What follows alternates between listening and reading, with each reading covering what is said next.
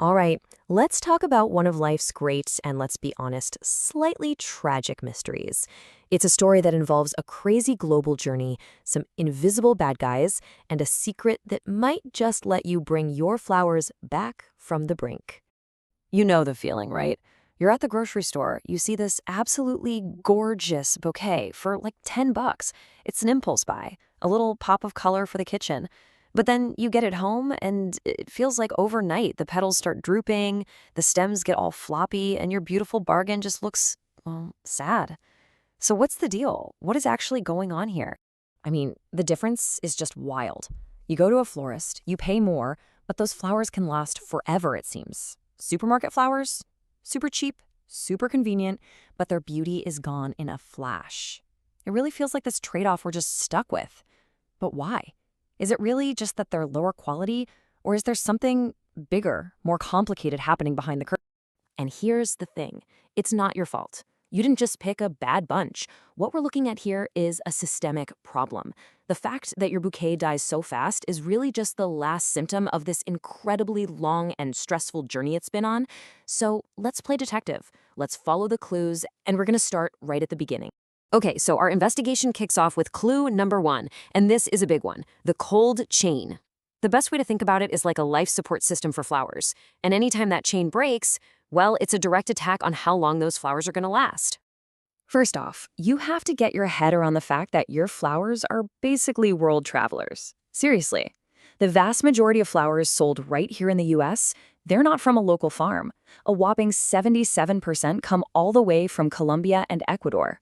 So they're harvested thousands of miles away, which means they have a long journey ahead of them before they even get close to your kitchen table.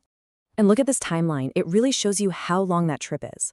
A flower gets picked, packed up, flown to a major hub like Miami, then it can sit in customs, then it gets shipped to a wholesaler's warehouse, and then, finally, it gets to the store.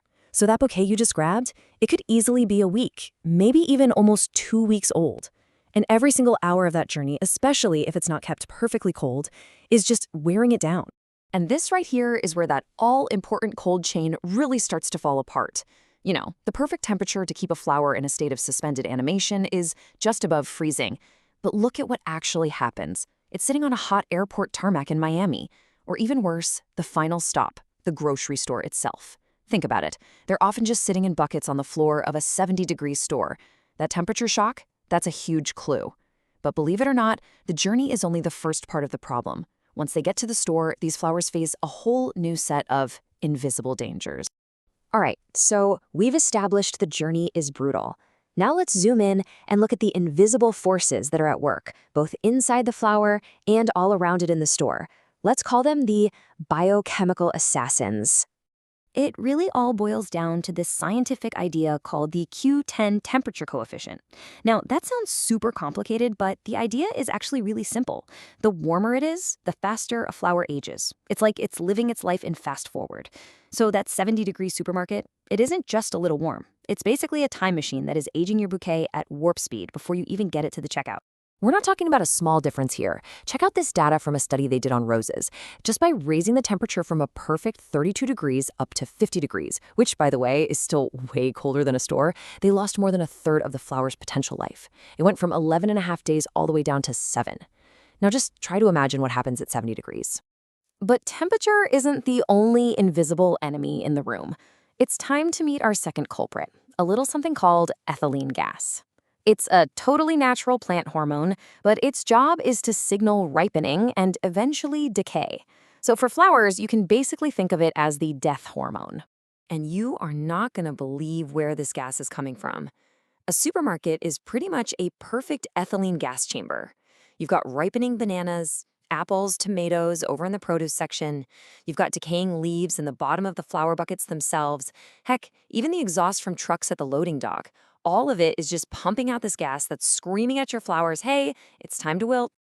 Okay, so let's recap. The journey is a nightmare, and the store is basically a hostile environment. But our third clue, this one shows us that the problem actually starts way, way earlier.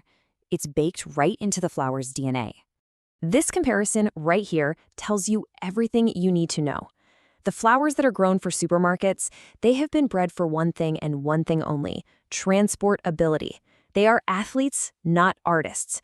Their whole genetic purpose is to survive being squished into a box without water and shipped halfway around the planet. Things like beautiful fragrance or delicate petals, or the ability to open up into a big, beautiful bloom, all of that gets sacrificed for pure, simple toughness.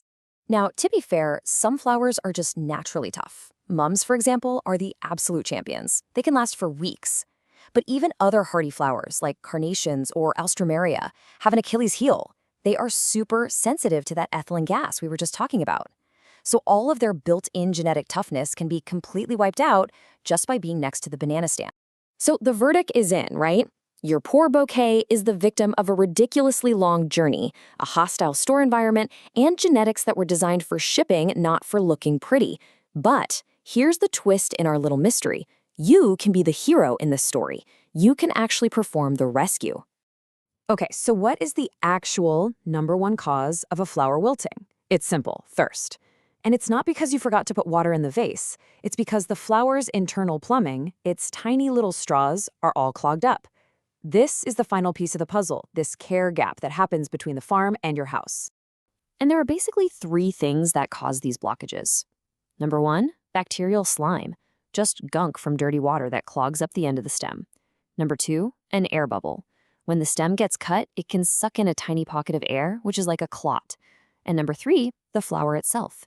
It tries to heal the cut, and in the process, it scabs over and seals itself shut.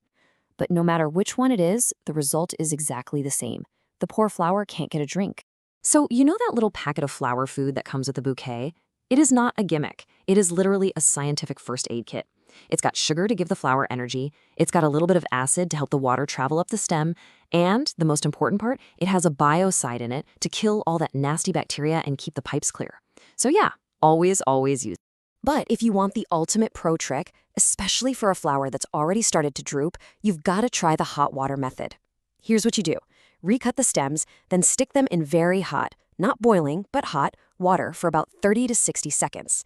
What happens is the heat expands and physically forces out that trapped air bubble, that embolism. You can actually see tiny bubbles coming out of the stem. It's basically floral CPR. It clears the airway so the flower can finally get a drink.